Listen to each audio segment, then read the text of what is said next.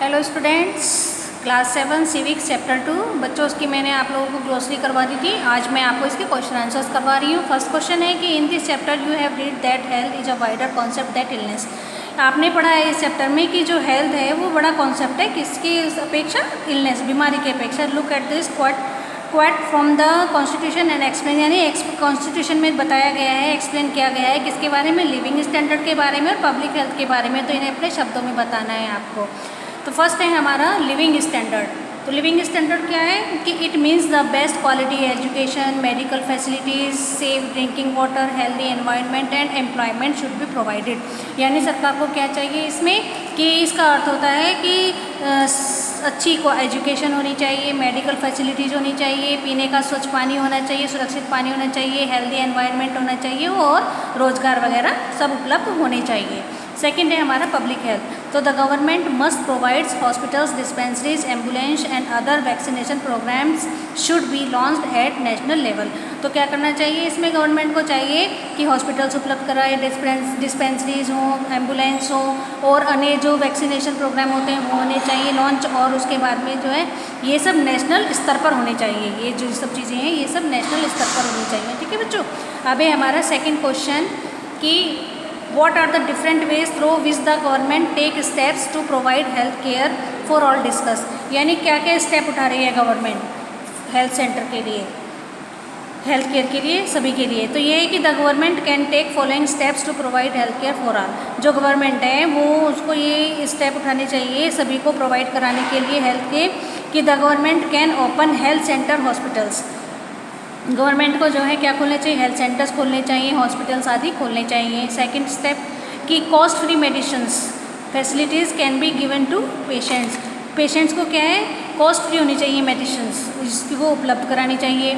Health awareness के बारे में फैलाना चाहिए, हेल्थ अवेयरनेस के बारे में स्पेशल वैक्सीनेशन जो है उनको लॉन्च करना चाहिए। ठीक है बच्चों।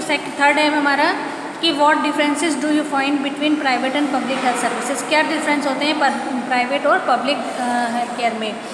तो इसका है आंसर, देखो ये है, देखिए एक साइड हमारा प्राइवेट है और दूसरा पब्लिक है।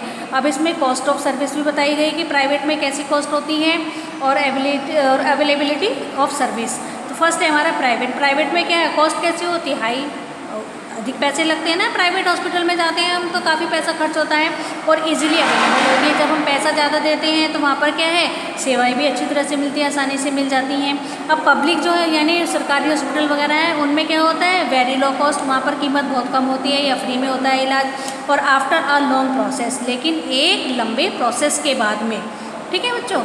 अब है हमारा फोर्थ क्वेश्चन है कि improvement in water and sanitation can control disease.